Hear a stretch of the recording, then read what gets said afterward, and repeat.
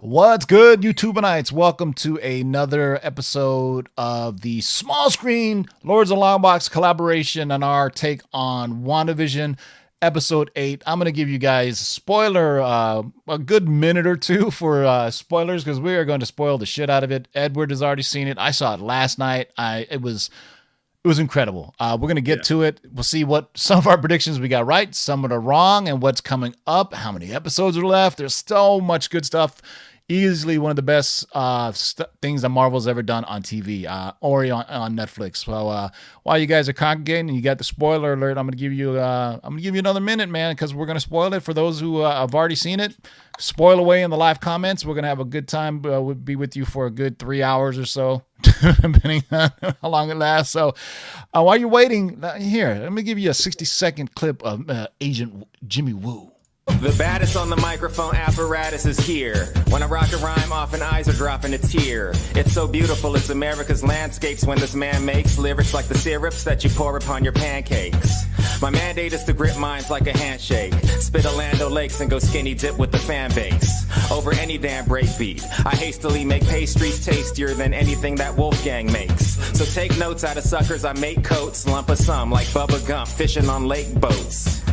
I take jokes and turn the comedy into drama. I'm bagging on your mama, I'm Jeffrey Dahmer behind ya. I'm a rhyme writer, lock stock, smoking the ganja. Rebuttals befuddle, leaving a puddle of saliva, sillies. You couldn't handle Randall when I throw my grammar at you. It hit your head and you would think I threw a hammer at you. I point the camera at you like Herb Ritz. Develop it, then use the pictures to pick up bird shits. You're nervous as the impervious wordsmiths hanging out in Rafa's new crib come with the verses.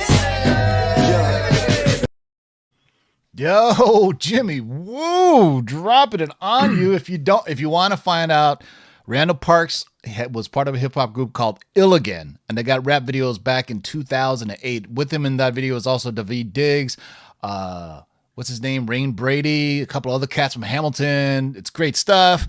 But speaking of which, everybody say what's up to the good people, would you? I'm good. How are you guys? How are you guys doing in the chat? How are you doing, TiVo? How's everyone doing? I'm doing well. I hope it didn't spoil the WandaVision for you last night. Right at 1 a.m., I sent you a particular comic book cover. You're like, do us Wanda for me. I said, okay, I won't. But it was pretty exciting. So spoiler alert, we're going to talk about WandaVision episode 8. We're going to go through, talk about all the major plot points, and then what if any of our predictions came true, and what we think is happening, what's going to happen, and some possible information about more episodes coming. But yeah, so WandaVision last night, and Edward, you can jump in whenever you want. So basically, I kind of got the first part right, where I thought this episode would be taken from Agatha Harkness' perspective, and it was somewhat. But we go right to Salem, Massachusetts, and a lot of people said I was wrong, but you know, the Connecticut witch trials did happen before Salem, so I think the Connecticut license plates on Agatha Harkness plates were just a little Easter egg to say, hey, you know, she was from Connecticut. And then obviously it shows that she's really old, very old, and also shows she's incredibly powerful. What did you think of that scene? What I think was probably the best special effects on WandaVision we've seen yet, with all the witches of the coven. Basically, her mother says, at first you think, oh, it's the Salem witch burnings, but it's not. It's actually the Salem witches kind of putting her in her place. These are a coven, I would say, of good witches, because they're saying, we'll punish you for using dark magic. What do you think of that reveal? Well, that was pretty cool. I thought that was incredible. One of the things I love about this show is that it's bringing in witches. So I did say that before. Like this is just witches in the MCU is massive, because normally there's a bit of a mutant type variant in that as well. But I just love the fact they're going straight with witches. Bang in at Salem as well. I did agree. I thought it was going to be the Salem witch trials. I thought it was going to be the burning of the witches. The one thing that I really like as well was how at the moment, especially with witches, we're really seeing like the colors are actually seem to be very important. So yes. Agatha Harkness is purple. The good witches are blue. And then Wanda is red as well. So I think there's I was doing a live before and someone pointed that out, and I hadn't actually thought about that. That was really interesting. And I don't think Agatha is bad. That's the thing that came out of that clip, that beginning, that I thought she was trying to be good. Yeah, but then she sucked the life out of all of them, including her mother. And the pendant she took is obviously that's a nod to the comic books because the Agatha Harkness in the comics, that pendant is always with her. And it looks like at first they were keeping her at bay, but then it pushed back to them, and then they all kind of look like literally they had their lives sucked out of them. She sucks out their life force. And I think at one point she does say, no, I didn't mean it for anything. I didn't mean it for anything. And then boom, it shows up. And then you kind of see how powerful her mother is at first too.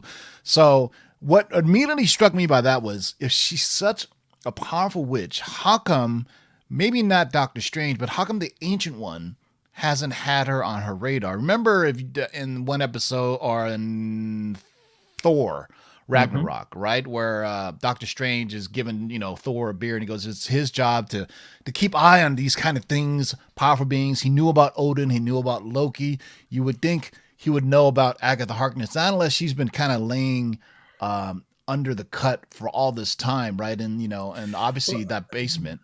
I don't know how much Doctor Strange and the Ancient One really know about witches, though.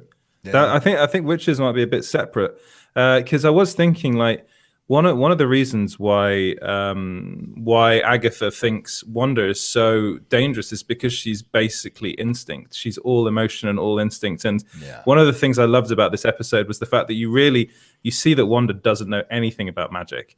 She just does it. She doesn't know about the runes. She doesn't know all about that stuff. And that's the thing that I was thinking about Doctor Strange. It was interesting is that the guy's just like an academic, really. He just knows. He has a photographic memory. Spells. He knows how to read all the books, and that's how he becomes a magic user. He even says he has a photographic memory. Exactly. So what you're saying, there's a great scene in there where we finally see in the basement, Wanda is being held captive, and you see how powerful Agatha Harkness is. And she talks about, how do you not know this? This is a basic, I think she says a hex spell. And at one moment, at 1 second, she says, you don't recognize these sigils. You don't recognize this is chaos magic.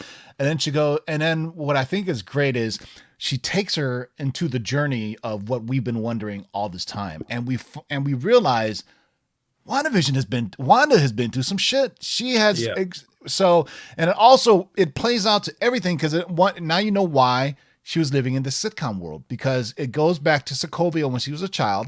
Her dad used to bring home old DVDs of I Love Lucy and sitcoms, and that's where they would learn their English. What I found really interesting is where do they find the connector for that DVD player to work with that old ass TV? That's the first thing that popped in my mind. Is all right, whatever, man. But so we see a really touching moment with her parents. Her brother Pietro, they're watching old reruns of I Love Lucy. I think it was her favorite episode is Dick Van Dyke. It was the Dick Van Dyke Show, wasn't it? It was one episode, so it was episode 21 in season 2 or something like those lines. And there's probably an Easter egg for that somewhere with numbers in the Marvel universe. I didn't bother looking it up, but then we really get into the origins of Wanda and Pietro with the Stark missile landing. What did you think of that reveal? That was so cool. And it kind of, that was the minute where I was thinking, oh, well, then Wanda was actually a witch to begin with. She had these powers to begin with. And that's a massive reveal for me. I thought that was really big. So that's a bit of a retcon of MCU history because, you remember Age of Ultron, Pietro and Wanda said, we were trapped under one of your missiles that didn't explode. And we should know Stark Tech never fails, right? I mean, that's the whole thing about him and Hammer, right? Remember in the Iron Man films, the Hammer tech would fail when Tony Stark said, my stuff doesn't fail. It's revealed that Agatha Harkness tells us that, no, it wasn't a dud. You held it at bay. And you kind of slightly see Wanda's hand turning a little red, and then we cut to the next scene. So that tells you immediately right then and there that Wanda has had these powers before she was exposed to, what was inside? The mind, is that the Tesseract that ends up being in the Scepter? I can't remember. That's what when I first saw it, I was like, oh, is that the Tesseract? But I think it is the Mind Stone, because one of the things that he can do with that is control people's minds. So that's right. Whenever he touches them, Loki had it. So it is the Mind Stone, I think. So it's the scepter the that Loki is different. Yeah, it's the scepter that Loki had in the first Avengers film. Yeah. And then eventually you saw it in Age of Ultron is when Hydra has a hold of it. And then I believe the next scene is her. They talk about, Agatha says, and then shows her as part of a terrorist group, right? And then they show her, and for some, I think they did it with special effects, but she looked really gaunt. Like she looked really thin in her face and neck, like she had been starving. And they show, and in Age of Ultron, there was and I want to think there was an end credits scene before Age of Ultron where it showed the twins kind of going crazy. Do you remember that? I think it was in the Captain America movie. And so we always thought, oh, well, they got their powers from the Lokis Scepter. Well, this is another rewrite of that. The scientists at Hydra, they film her, and what's an amazing scene is, like, you're right. She looks at Lokis Scepter, basically disassembles it, and inside pops the yellow gemstone, which is the soul gem, correct? Yeah. Which belongs to...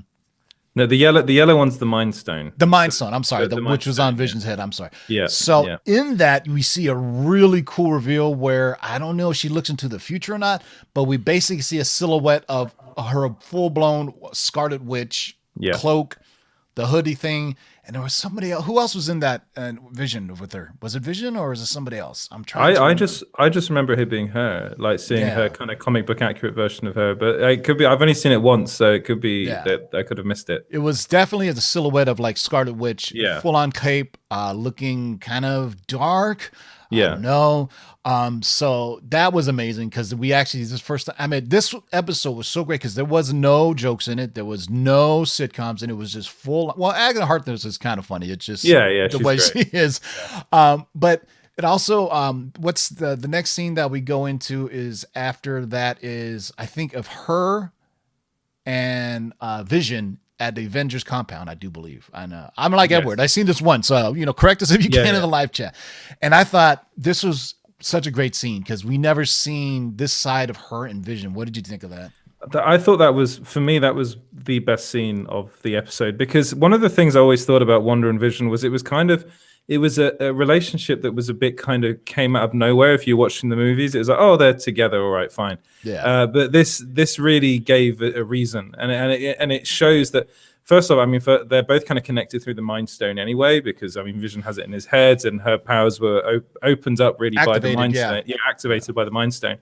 But it's more than that. It's like they actually bonded whilst they were both, I think, in that compound together, and I think it was the Age of Ultron.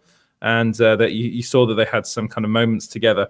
But this, for me, and it was, I forget the line, but it was the line that Vision says about was it love and grief? Exactly, yeah. That's when grief is only the perseverance of love, I think is what he said. Yeah. And that's such a great line. And it's just, this is why I love the MCU. It's because it's so, people just think of them as like, comic book kind of movie schlock, but it's so much more than that now. They're doing so much more in these films and in these TV shows. And I think that scene was also important too, because I think prior to that, Vision was trying to figure out, he's still trying to figure out what he was.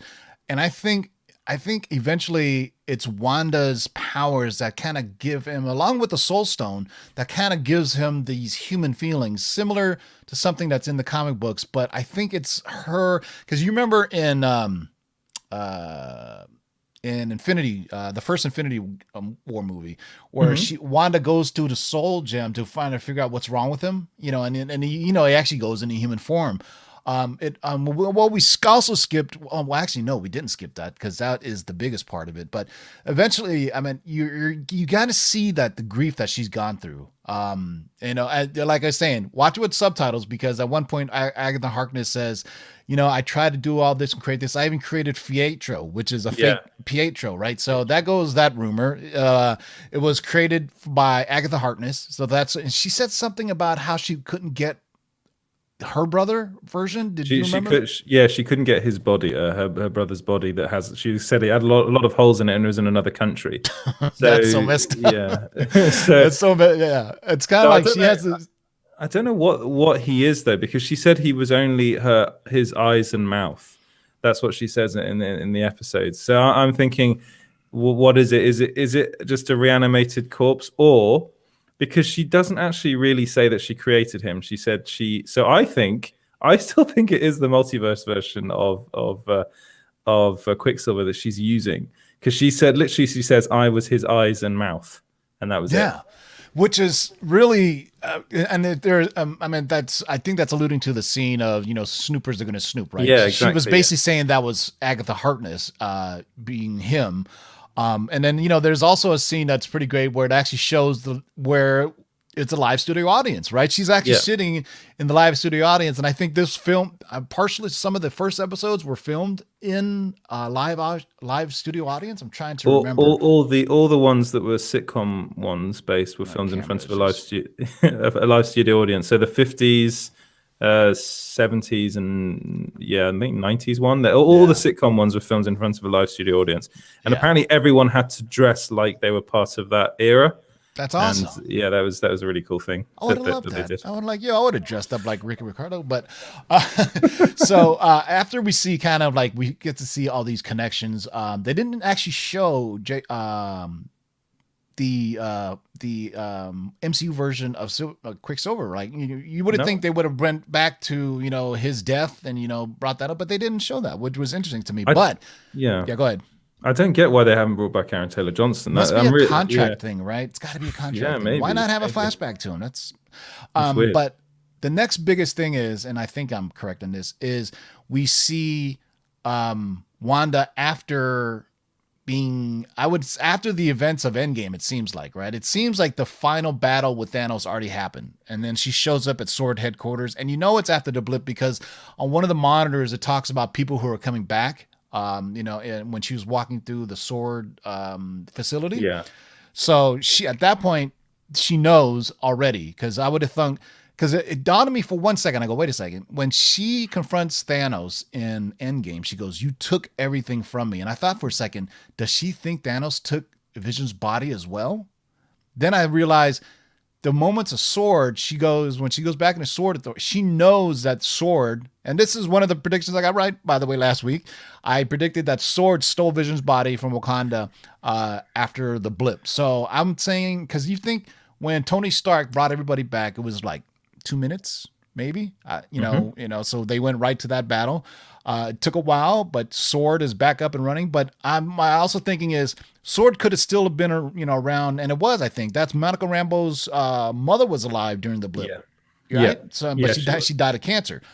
So Sword has been around for 4 or 5 years after the blip or during the blip, and sometime during that time they went to Wakanda and they stole Vision's body. And then she goes through this scene, and this is one of the most kind of heartbreaking scenes in the series already, is her seeing Vision's body disassembled. Avengers disassembled. And at that point, and I believe earlier in the show they alluded to that. Wanda came in, and I think it was the main agent told that to Jimmy Woo that Wanda stole Vision's body, right? Yeah. So basically, what they did was that they kind of altered the footage in front of. The FBI agent, Jimmy Woo, Jimmy Woo's and Monica Rambeau, but they made it look like she they showed her shattering the glass, which she does do, and then they kind of show her going towards the body, and then they say she took it. And one of the big reveals of this episode was she never did take it. So that was, I think, a really good reveal. And also the line that Hayward says is that he refers to Vision as a weapon, as a sentient weapon. He says, "I'm not going to let you take." $3 billion worth of vibranium just to put it in the ground. It's fascinating. I think Hayward's actually a really fascinating character. There are many rumors online about him, about what he really is and what his end game is. I think that scene was brilliant. And the really touching moment was when she said, "I can't feel you." There's a theory online saying that Hayward let Wanda go to the body because he thought she would reanimate it. Because it is a bit of a weird scene, because he's like, "Here, look, we have torn up your husband." Yeah. Then he tells the soldiers to stand down. Yeah. So she goes there. She does that little thing she's doing when he had the soul gem or the mind gem in there. How you understand the soul gem, right? Yeah. It's a soul gem. And then she finally realizes. No, Mind Stone. Mind Stone. I'm sorry. So she finally realizes that he's gone, and then a tear drops. She's like, man, okay, so she's lost her parents, she's lost her brother, now she's lost the love of her life, And then what inexplicably gets into a odd Enterprise Oldsmobile car, which I'm like, man, Yeah, I always thought that was weird. that is I was like, such a junky ass car for an Avenger. I'm thinking, man, I was like, why doesn't she fly? and it was literally a low grade Oldsmobile that it's like really odd. But anyway, It's a company car. So really, it's Agatha kind of walking her through this. You'll see toward the end of the video or the show why she probably has this all mentally blocked out, because she gets in her car, she sees a note, or not a note, but you find out eventually it's a deed for a house, and Vision has signed it saying something to the effect that we will retire, to grow old together. Right?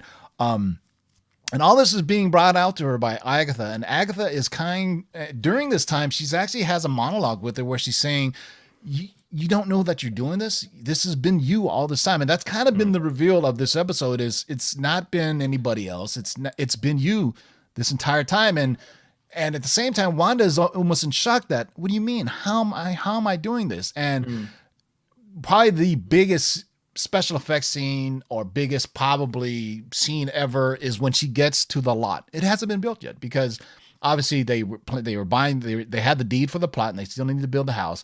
And at that moment, she has her comic book meltdown. Not so much the No More Mutants moment. I have a feeling that moment is yet to come, or that could have been her No More Mutants moment. For people who read the comics, you know that it was in Wanda's times of grief. She loses control of her power, and people realize she's an Omega level mutant. For those who read the comic books, meaning the highest powered person ever. She just loses it all at that point. And what's cool is she's driving around the town, and we see all the people that are in Westview at the time. I don't think did we see the mailman? Yes, we did. I think did we? Yeah, we did see the mailman. Yeah, so it's just interesting. She one person we didn't see was the character that a lot of people think is actually a comic book villain. I think the blonde haired woman. That's right. You don't see her. You see the one that's from that 70s show. I always forget her name. The older woman. You definitely see her, and you definitely see the postman as well. Yeah, and the black dude, you see him as well. Yeah. And then you just see this giant dome of power just explode, and it rewrites everything to how she wants it to be, which is amazing to me. And then she finally realized, we finally come to the point of where we're at in the show, is that it's been Wanda all this time. It's due to her grief. It's due to SWORD taking and trying to weaponize Vision's body, which we had guessed on the last episode. And that's why the SWORD acronym was such an important, part of the show, because in the SWORD acronym in the comics is Sentient World Observation or something, but now they're sentient weapons, where they're trying to weaponize something. And we won't get to the end credit scene yet, because that was a huge thing as well. But I think right before that, we see kind of, I forgot to talk about that as well, is during the episode, you hear the twins cry out to her. Yeah. Which just adds more to her grief, which I still don't understand. I guess, 2 kids, she can create and all that. But what was also amazing is the notion that she created Vision from scratch. That is a powerful scene. I mean, what do you think of that? That kind of throws a lot of theories out of the window. Yeah, that was a big reveal moment. I think that she can literally just make all that vibranium from scratch. And to me, it makes me wonder, actually, can Vision come back, like, genuinely in the MCU? Because I know that there was that whole scene where he tries to get out of the hex. Why is it a hex? That's the other thing that I was always wondering. Why is it a hexagon? Like, that's not really explained. I suppose at the end. I think it's just Easter eggs to her. Yeah, maybe. Started having hex powers in the comics. Agatha Harkness actually helps her with her magic user. Before that, she was just kind of like this and that. But Agatha Harkness realizes that what you have is not a mutant power, but a magic power. Now, that script can be flipped, because we are, up to now, the MCU had said she got her powers from the Lokis Scepter, or during the experiments with Hydra, and we all accept that, because people were getting powers from that. But I think in Endgame, it's the Hulk that says, Ultron is different. He's not what we thought he was. He's evolved. He's a bit of me. He's a bit of this. He's a bit of everything. And during Endgame, they talk about, if we remove the Mind Stone from him, will he still live? And I do believe, sure, he's like, I can do this. They're like, and, there's a funny moment where you're like, Dr. Banner's like, I can't do this, but it may not be the soul or the Mind Stone is what makes Vision what he is. And in this, in the comics, he's a synthesoid, right? He's not an android. He's a synthesoid, but he's also built upon a lot of memories. So, I mean, could Bettany be back? Well, one thing that is very telling in that scene is that when she's recreating Vision, it's actually like a kind of golden light, and again, it goes back to the colors, and that is definitely the Mind Stone to me. So I wonder whether she's kind of has that power within her, the power of the Mind Stone, so she can actually just go ahead and recreate Vision the way he was before, and that to me kind of makes me think that he will be back or he can only be alive around Wanda, like, and that because I mean, I suppose we'll talk about it a bit later, what the kind of magic she has, but it's kind of that's a lot of it. It's like, because it seemed like when Vision was getting out of the bubble, he was like losing like life or power. Well, he was being pulled back. He was being pulled back piece by piece towards the force field. So I do wonder whether that might have something to do with it as well. And then maybe he decides, they decide together, just let me die, and that's the third time she's going to see him die. I mean, this episode was great because it was just Wanda and Agatha, and we didn't, there was nothing about Monica Rambeau, there was nothing about Jimmy Woo, there was nothing, anything. It was just that story and where we're up to this point and how it all made sense. And then we get to the big reveal, not at the end credit scene, but we see Agatha Harkness in full on witch regalia, looking badass, floating in the air with a little bit of I want to refer back to DC here for a second, and a little bit of the Batman Who Laughs when he's got his little two crazy Robins on a leash, but these kids weren't really that dark looking. But Agatha Harkness is sitting there holding the kids, and this is so all this time Wanda has been powerless because she's been in the basement, and Agatha says, your powers don't work down here because of the spells that I have in place and around here, protection spells. But once she's out of the house, though, she starts doing little, roundy, swirly hands. Yeah. And Agatha Harkness has her two kids held by leash, and then says, what are you? You don't know what you are. You're a myth. You don't exist. There's nobody else like you. You're the myth. You're the Scarlet Witch. It was about 1 a.m. in my house. I fucking went, fist pumped in the air. I was like, we finally get to hear the word Scarlet Witch. What did you think of that reveal? That was so cool. And again, it was the first time that was revealed in the MCU. That's a big, big reveal. And the other bit for me was the fact that Agatha Harkness reveals that she uses chaos magic. And that to me was a pretty big deal because it basically means she can't control what she's doing. Everything she does is based on instinct, based on emotion. But that's the reason why she's so powerful. And again, it's like she doesn't remember that she did this. That she created all this. She kind of knows, but she doesn't really remember how. So she needed Agatha to kind of walk her through it. And a lot of this episode, I think, was Agatha trying to work out exactly what Wanda was. She wanted to know where she got her powers from, and because I suspect that she suspected that she was the Scarlet Witch all along, and she just wanted to make sure. Which is why, again, I'm not so sure that she's going to be an out and out villain. I think they might end up kind of. I'm hoping that she might even end up being a mentor to Wanda, because I just love Catherine Hahn so much, and I just want to see more of her. In the comics, Agatha Harkness, to a D&D term, is somewhat chaotic neutral. She's not. She's neither good nor evil. She's just there. She's been doing bad things before, but she's helped babysit kids before. Yeah, she. And then that's awesome. And then I was like, oh God, I hope there's an end credit scene, a mid credit scene, and sure enough, we get it.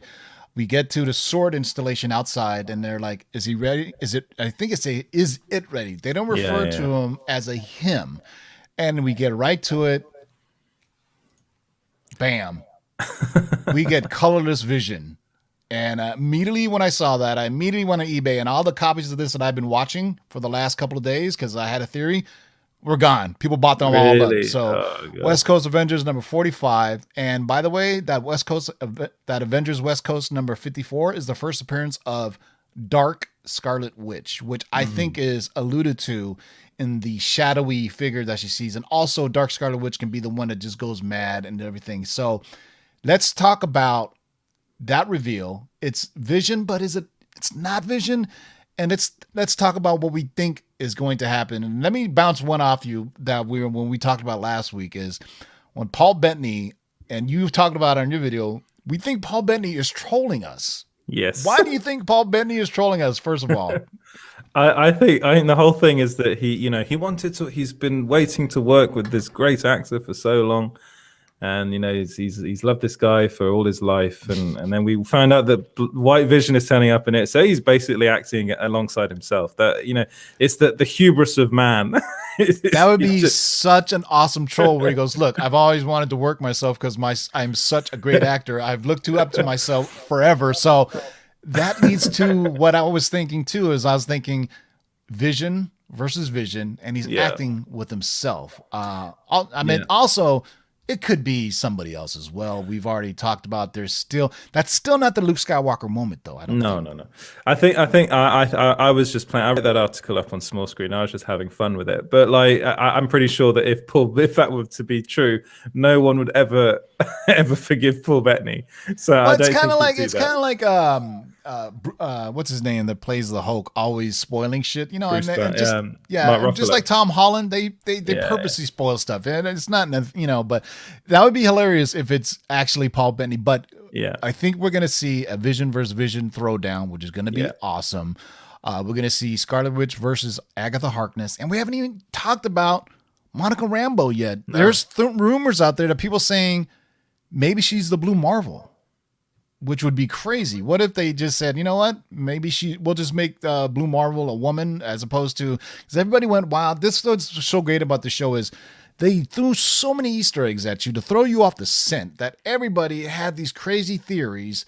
So let's go back to one of the things that you talked about in your last episode, and perhaps Disney Plus UK leaked on their Twitter about the amount of episodes left. What say you, Edward? I think there are 10. I really think there are 10. So because it was also, I did actually get a lot of flack for this online. I will say that people be like, no, it's 9. I don't know why they don't know how to count. People are so adamant that it's 9. So before you elaborate on that, Disney Plus UK, and Edward had tweeted about this, Disney Plus UK account at 1 a.m., meaning our time, the episode had already been out. And they say catch up and on this week's episode, and then stay tuned for the next 2 episodes, meaning there would be episodes 9 and 10. I don't think episode 10 is a reunion or a talking episode. Like you said, Kevin Feige basically said this was a 6-hour movie. Did you count up the minutes yet? How many minutes are we at right now? We still got I think we have an hour 45 left. Which would That's be perfect. 2 47-minute episodes. I think that would work out to be perfect. An hour and a half, I think. 60 minutes. Yeah. So I still don't know why Agatha is she trying to learn more about Scarlet Witch? Is she trying to take her powers? Why is she holding the kids as kind of hostage bait? At that point, I'm still trying to figure out and where this leads to the bigger picture of things. What do you think? Let's talk about what you expect or may think happen in episode 9. I think episode 9 is going to be. We've already seen snippets of this in the promos of Vision and Wanda, and Vision saying, "Let's save Westview." So I'm pretty sure Vision and Wanda are going to end up fighting White Vision. I've actually heard rumors that White Vision is going to be voiced by James Spader. That would be awesome. That's your Ultron connection right there. Yeah, which will harken back to Ultron, because that's basically what the White Vision is. It's just Ultron, because that's what Vision is. Because Ultron created Vision out of all the vibranium. Yeah. So there's that going on, and then I still think there's someone else involved. I still think there's someone else, because one of the things, the character that we didn't see, by the way, is Dottie. That was in your Darcy, chat, Dottie, and one of the things that I just. Okay, so first off, Agatha said she was drawn to the place. She felt the power, and then she went there. And then we've also got the kids. So what are the kids about? Is this actually Wanda that created these children, or is there something else going on there? Because in that scene, it wasn't Agatha Harkness that was there. It was Monica Rambeau that was helping deliver the children. It wasn't until afterwards that she got rid of Monica. So there's a lot of stuff that's still going. People seem to think, well, that's done. Agatha's the main villain. We got the White Vision coming in. He'll be the main villain.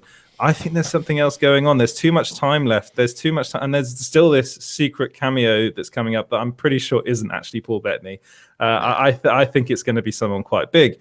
Why else would he tease this? And why else would also Jacques Schaefer, the showrunner, go, there's a lot to come. There's like so many twists and turns in this. They're even revealing, they're saying there are more cameos to come up. So there's still a lot more to go on. So that we're not, this is not done by any means. That's why I'm thinking there are 2 more episodes left, because there's just too much to fit in one. There is, because I mean, right? Because we left Darcy and Vision, and when Vision woke her up, we didn't even talk about that. Vision's ability to just wake people up, which is interesting because Vision's not a being of magic, or so we thought.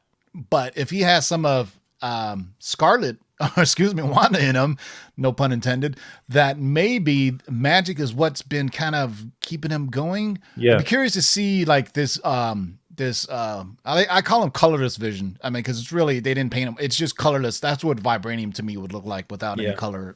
Looks a bit like the Silver Surfer. Oh, that would be dope. It's right there. I mean, I've been teasing it the entire time. There's Mephisto sitting on... First Mephisto and Doctor Strange right there, guy. I've been teasing this entire time, but anyway, they said so. Here's what we do know. We know that WandaVision is leading into Doctor Strange into the multiverse of madness. We know we either have 1 or 2 episodes left, and I think that, you know, maybe unbeknownst to WandaVision or Scarlet Witch, that she will be the villain, at least at the beginning of Into the Multiverse of Madness. I think the reveal at the end of WandaVision is she goes full on baddie. She goes full on no more mutants, and all this shit she's been through, she just can't recover from. Doctor Strange is the one who needs to come in and kind of take her back and bring her back into reality. But I think by that time it's been too late. She's already unleashed the multiverse on everybody, including Sony. Deadpool's gonna pop in. Bloodshot is gonna come in. It's gonna be crazy. It's just that's what I think. She has broken all the barriers. Zack Snyder's going to come in for a scene. You're going to see Superman without any color. It's just going to be crazy. But out of a 10, what did you give this episode?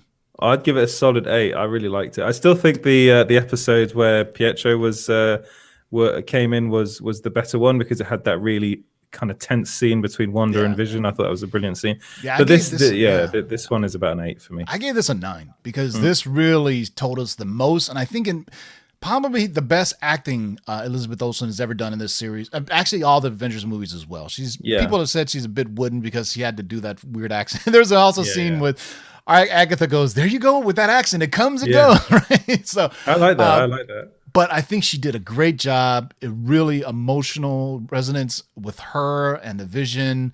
The only connection I don't see yet that she has with her kids, but I think all that is because of the loss that she's had in her life, her loss of her parents, her loss of her brother, her loss of Vision, and then she needs to create something that she can love, and so she has these kids. So I loved it. I can't wait, man. You know what? I can go watch it again right now, and then hopefully catch some more stuff. And then Edward will be back next Friday. We're gonna do it again. We're not gonna do another video now between unless some giant spoilers happen. But we'll be back next Friday to do our next review of WandaVision. Edward, tell them where they can find you and when. You can find me everywhere at Small Screen Co. That's Facebook, Twitter, and Instagram. And you can also subscribe to us on YouTube at Small Screen Co. as well. We're there as well. I do my lives Tuesdays, Wednesdays, and Thursdays. And then at 3 a.m. tonight, you're going to be back, right? Yeah. I'm 3 a.m. tonight. I'm going to be talking to Mikey Sutton, your boy Mikey. I'll be in the live chat, man. Yeah, cool. That's good. We're going to be talking about how the industry works and scooping stuff and things like that. So it's going to be fun. It's going to be good fun. Maybe if I'm free, bring me in and I'll go on. Talk. Well, it'd be great. You had to talk to Kevin Feige first about trying to get in there. So. Oh, forget him. I overpower. I'm Walter Hamada. I got more power over him than him. All right. For Edward from Small Screen, this is Tivo from Lords of the Long Box. We will see you actually tomorrow, man. Me and some of the guys, we have, speaking of Mikey Sutton, we got a long-term spec list of about 9 characters that MCU is developing for a TV show or movie, maybe. That's all I can tell you. But and then I got letters from Long Box on Sunday, so we got left. Matter of fact, I probably got a couple of hours of work I still got to go back to. So till next time, boys and girls, keep digging in the long boxes. Peace out.